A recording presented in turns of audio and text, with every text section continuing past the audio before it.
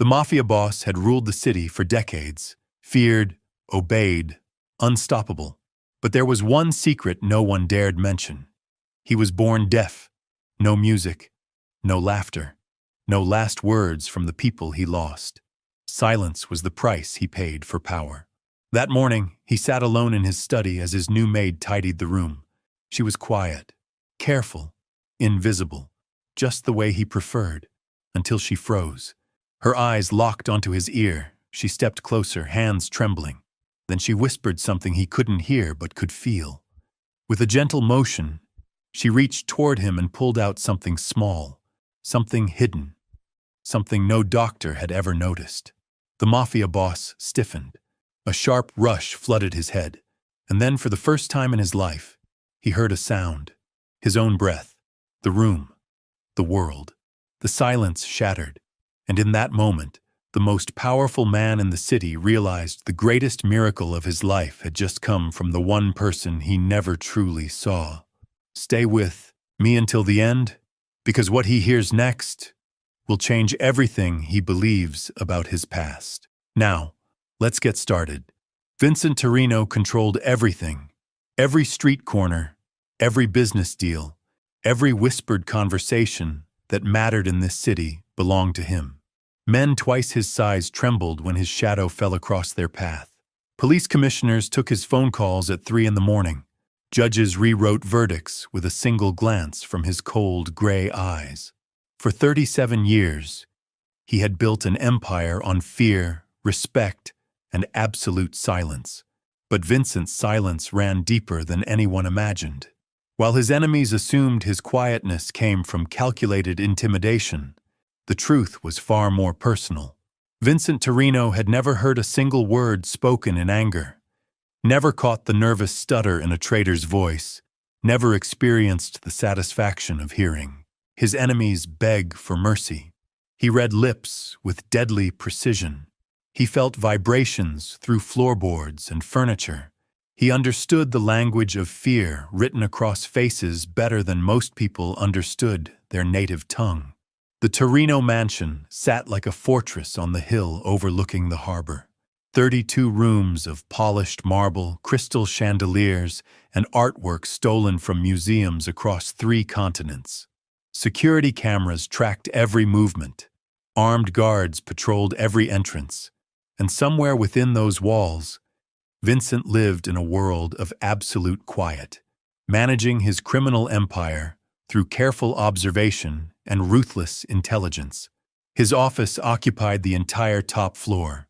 Floor-to-ceiling windows offered a view of the city that belonged to him. The mahogany desk had witnessed handshake deals worth millions and signatures that sealed the fate of anyone foolish enough to cross the Torino family. Behind that desk sat Vincent, always dressed in perfectly tailored suits, always watching, always calculating his next move. The household staff moved through the mansion like ghosts. They understood the rules without being told. No sudden movements, no unnecessary noise, no direct eye contact unless absolutely required. Vincent preferred his environment controlled, predictable, manageable. Chaos belonged on the streets he controlled, not within the walls of his sanctuary. That Tuesday morning started like every other.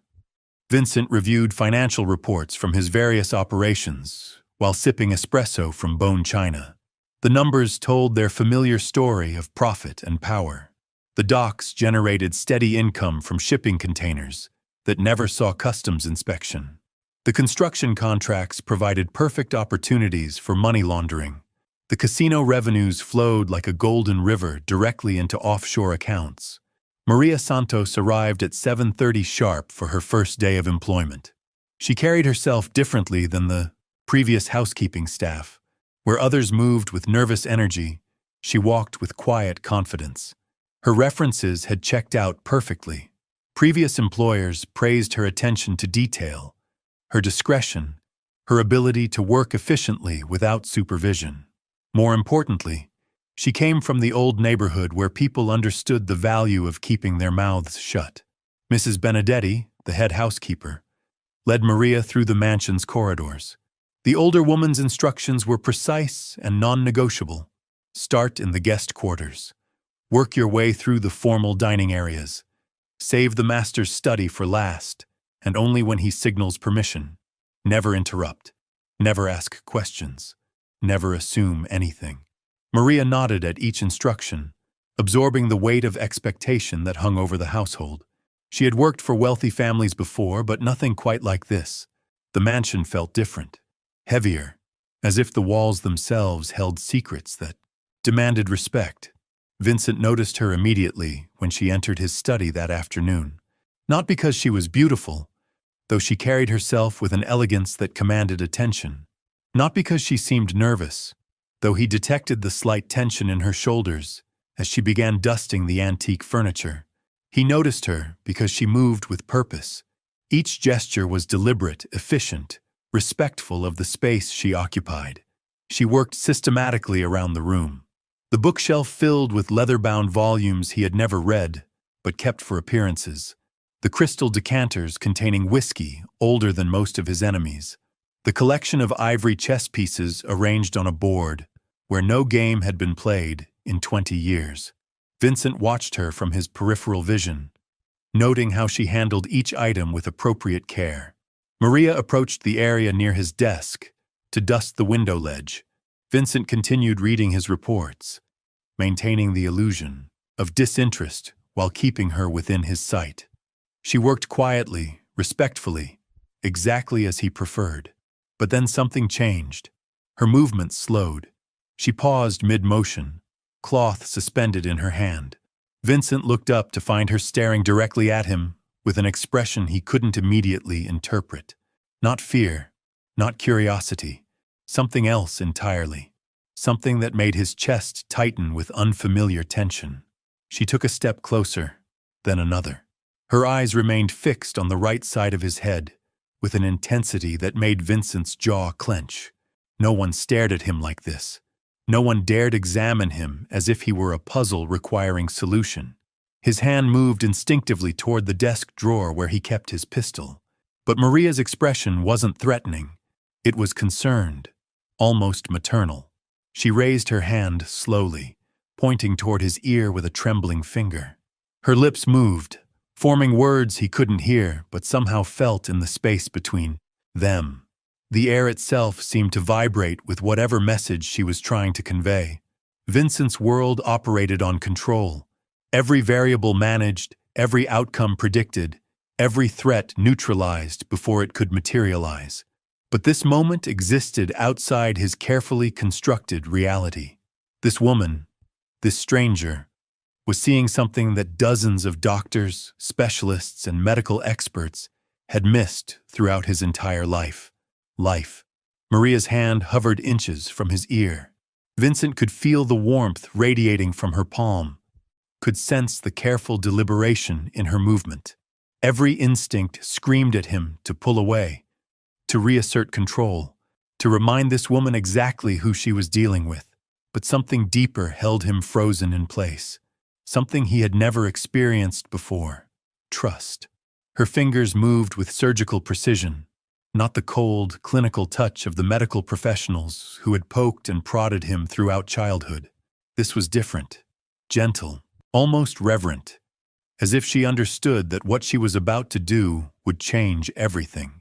Vincent felt a strange pressure in his ear canal, a sensation he had grown so accustomed to that it had become part of his normal existence, like a constant companion he had never questioned. Maria's brow furrowed in concentration as she worked, her breathing steady and focused. She was reaching for something that had been there for decades. The resistance was immediate. Whatever blocked his hearing had settled deep, becoming part of his anatomy through years of neglect. Maria paused, meeting his eyes with a look that asked permission to continue. Vincent found himself nodding, surrendering control to this woman he barely knew. The most dangerous man in the city placing his fate in the hands of his housekeeper. She adjusted her approach, angling differently, applying gentle but persistent pressure. Vincent felt movement inside his head, a shifting sensation that made his stomach clench with anticipation and terror. What if this changed nothing? What if he remained trapped in silence forever? What if this moment of hope became just another disappointment in a lifetime of medical failures? Then something gave way.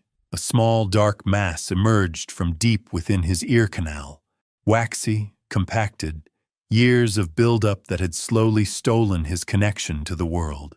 Maria held it in her palm, staring at the tiny object that had imprisoned Vincent's hearing for 37 years. Such a small thing to have such devastating consequences. The rush hit him like a physical blow. Air moving through passages that had been blocked since childhood. Pressure equalizing in ways his body had forgotten were possible. Vincent's hands flew to his head as sensation flooded his skull. His heart hammered against his ribs as his brain struggled to process completely foreign input, and then he heard it. The sound of his own breathing. Ragged, desperate gasps that he had never experienced as anything more than the feeling of air moving through his lungs. Now they had texture, rhythm, presence. The sound filled the room. Echoing off walls that had held silence for so long, they seemed surprised to carry noise.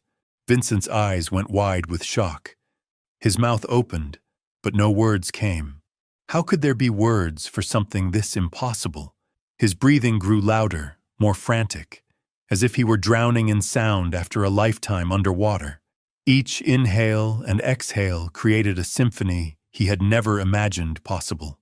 But that was only the beginning. The grandfather clock in the corner had been ticking for decades.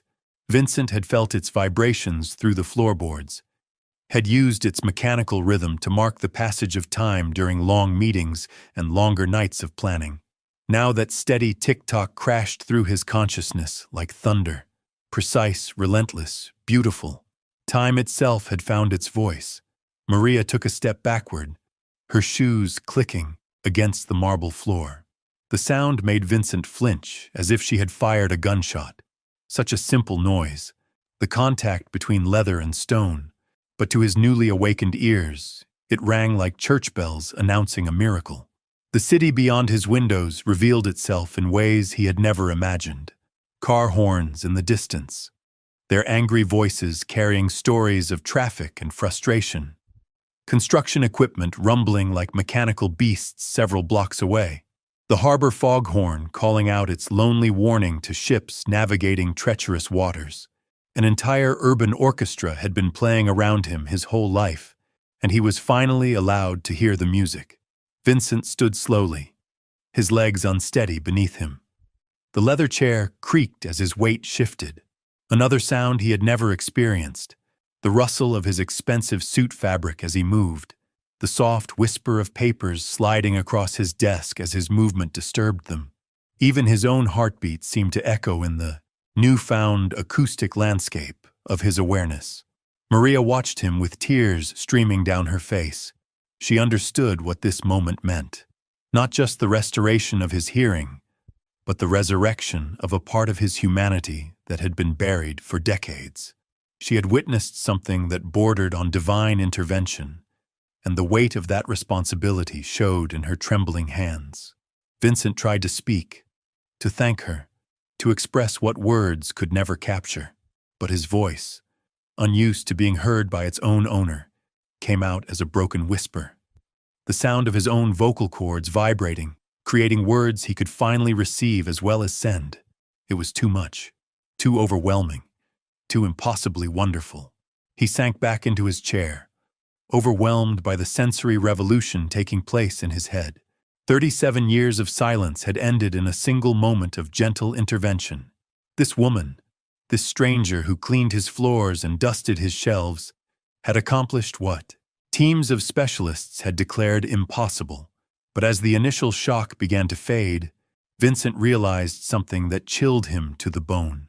If Maria could see what doctors had missed, if she could fix what experts had declared unfixable, then everything he believed about his condition had been built on lies. Someone, somewhere, had failed him deliberately, and Vincent Torino did not tolerate failure. His newly awakened hearing would change everything. But first, he needed answers, and he would get them, no matter the cost. The questions started immediately. Vincent's mind, sharp from decades of calculating every angle, every threat, every opportunity, began dissecting what had just happened with surgical precision. How long had that blockage been there? Since birth? Since childhood? How many medical professionals had examined him throughout his life without noticing something so obvious? Dr. Morrison had been the family physician for 23 years, a respected ear specialist who charged premium rates for his expertise. He had examined Vincent's ears countless times, always concluding that the deafness was congenital, irreversible, something to accept rather than treat. Vincent remembered sitting in that sterile office as a 12-year-old, while Dr. Morrison explained to his father that some conditions simply couldn't be fixed, but Maria had fixed it in 30 seconds. Vincent's breathing grew sharper as anger began mixing with wonder. Each inhale now carried the sound of rage building in his chest.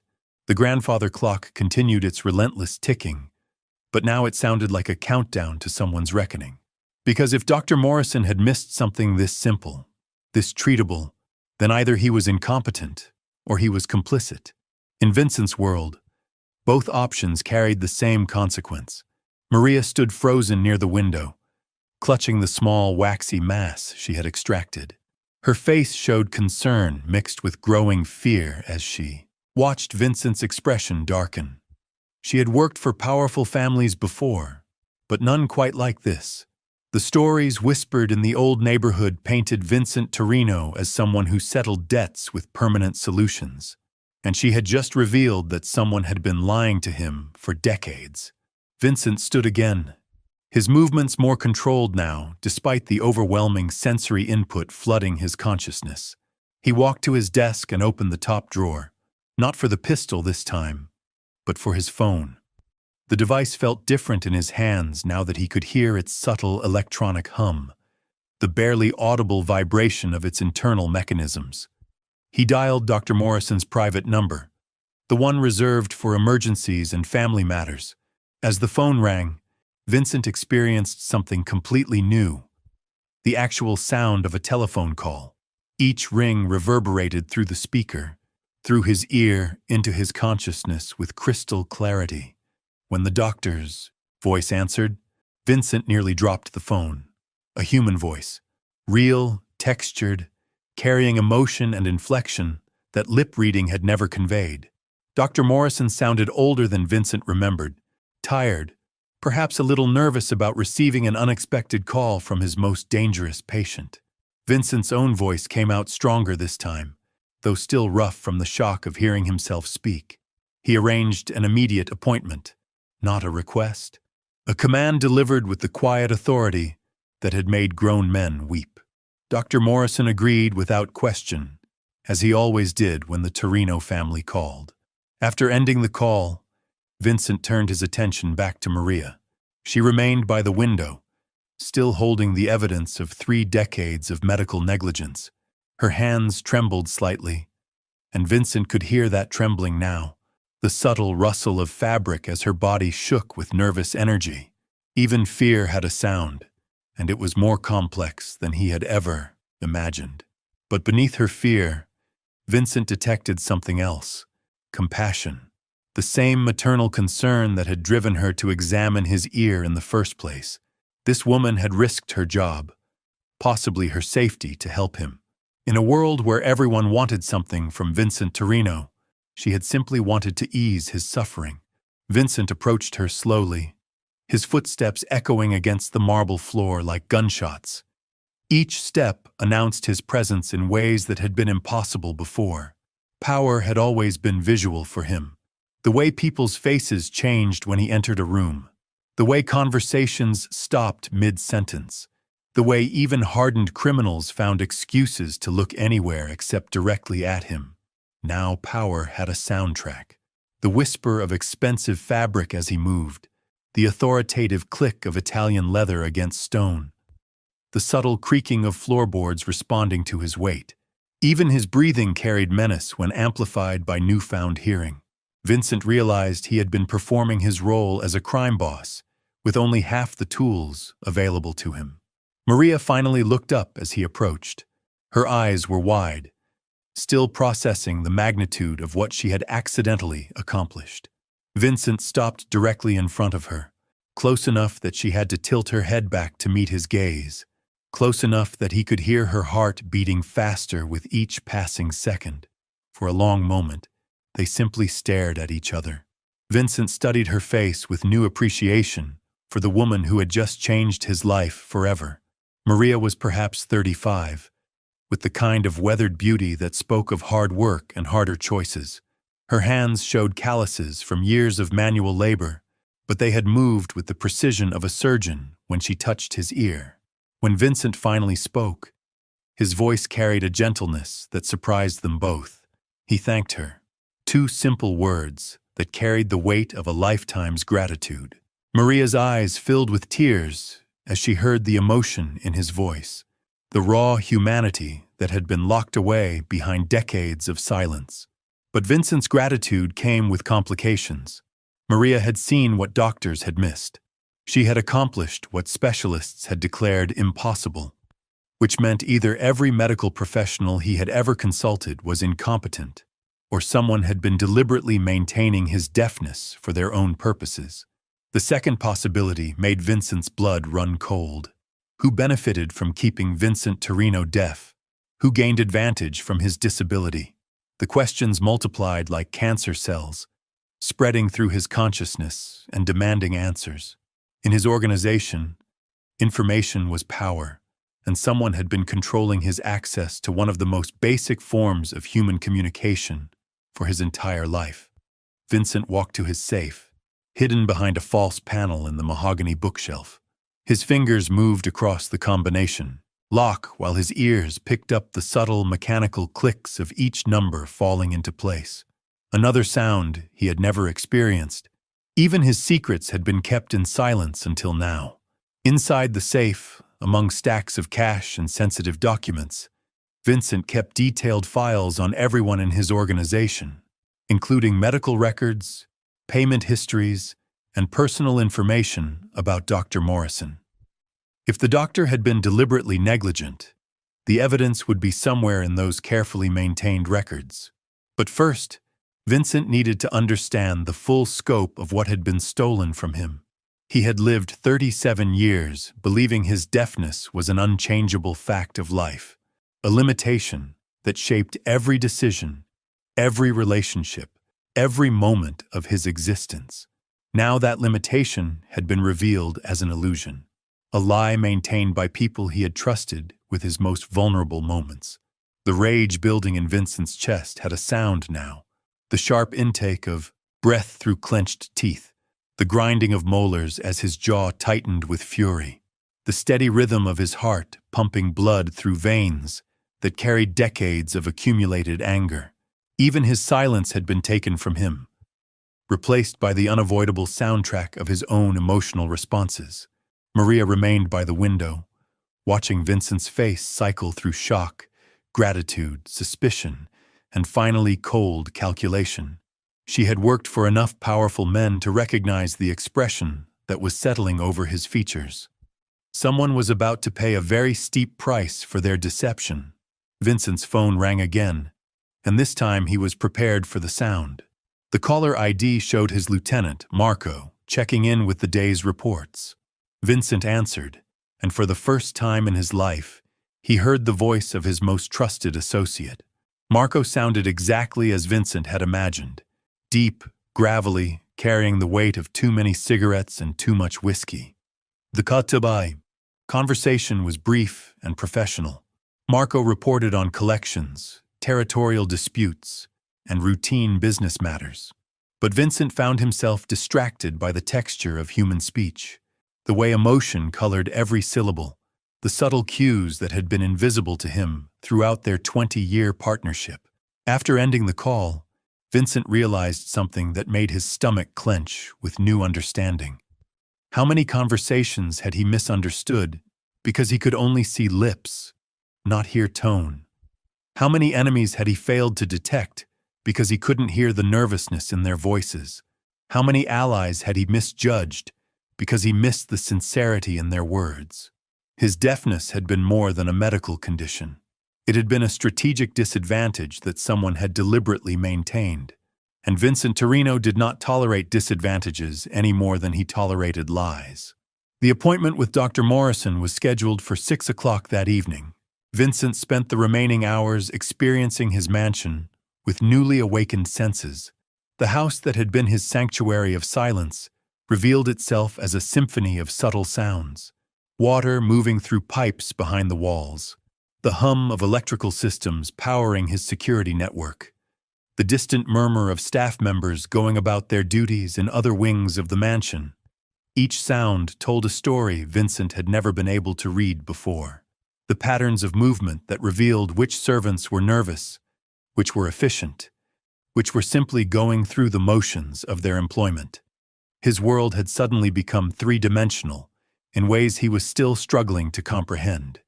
But as the afternoon faded toward evening, Vincent's focus narrowed to a single purpose.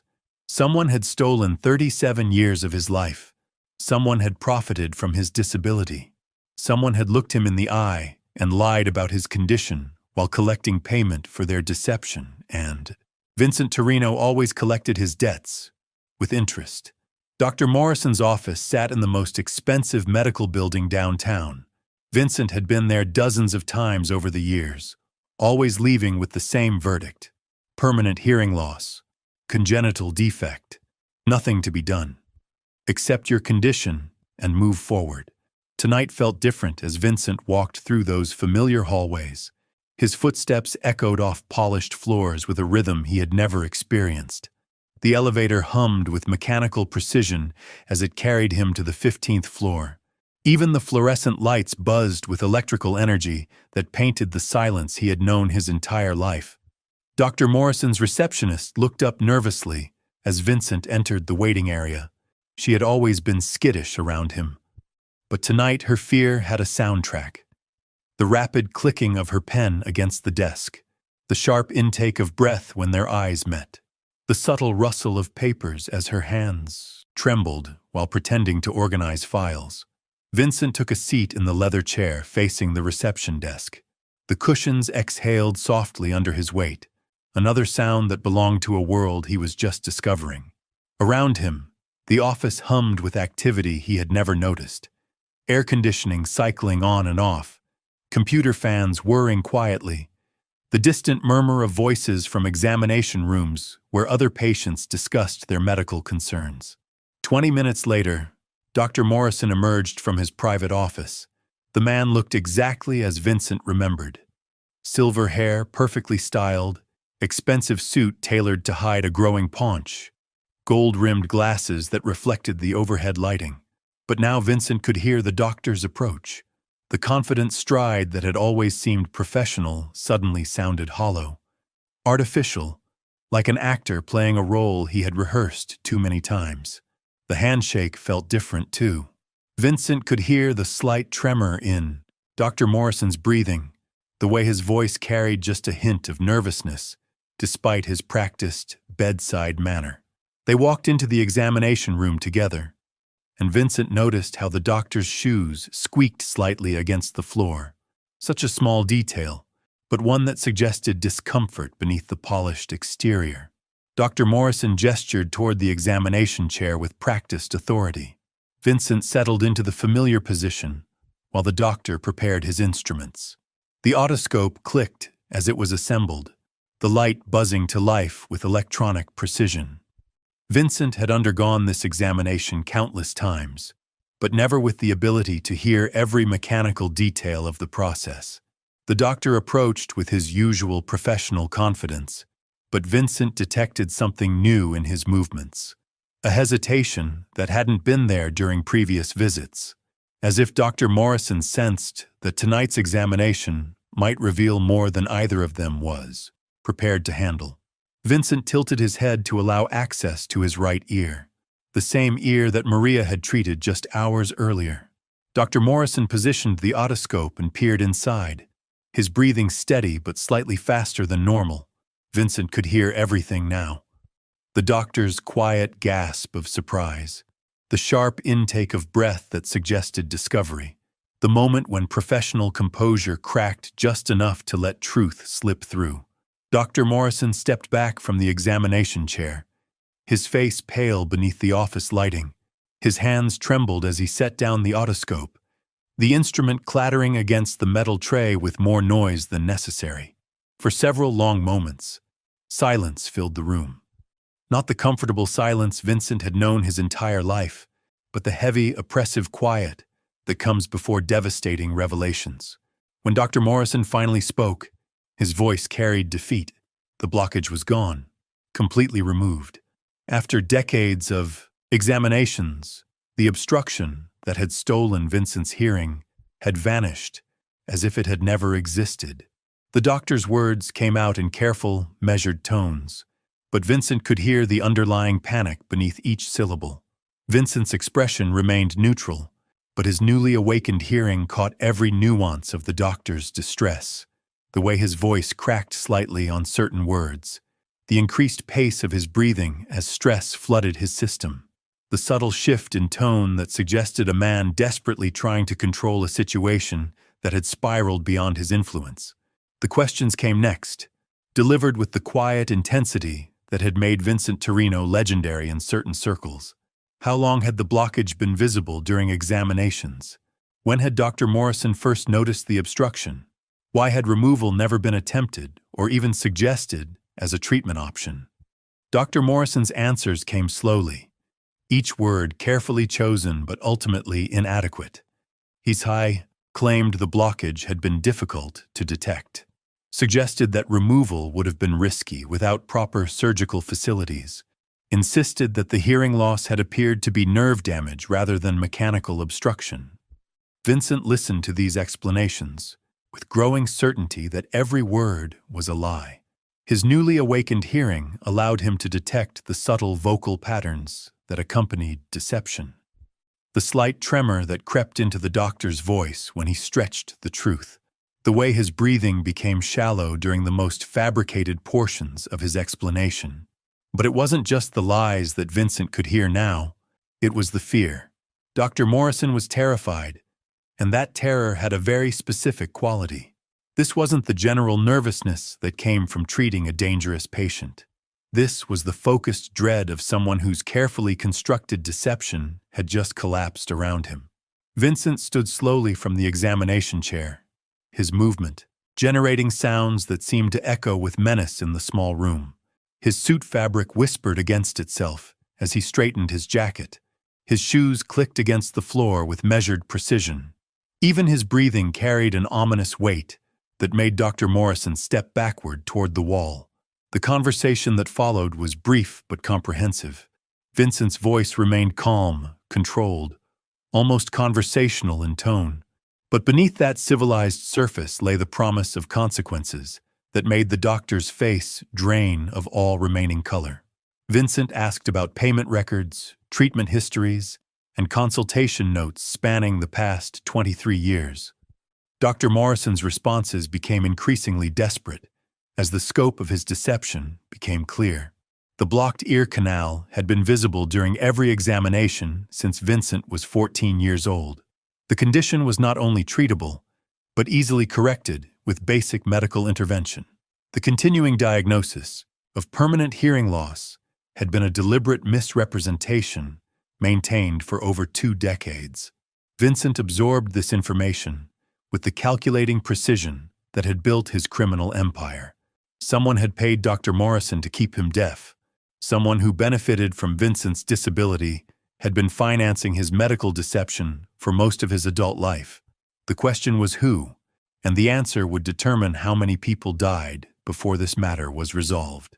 The doctor's confession came in broken segments, interrupted by tears and desperate pleas for mercy. Vincent listened to it all with newly awakened ears, hearing not just the words, but the complete emotional breakdown of a man whose lies had finally caught up with him. The truth was worse than Vincent had imagined. Sometimes the greatest revelations come from the most unexpected places. Vincent Torino discovered that power built on silence could be shattered by a single act of compassion. Maria didn't just restore his hearing. She exposed decades of betrayal and gave him something more valuable than fear or control. She gave him truth.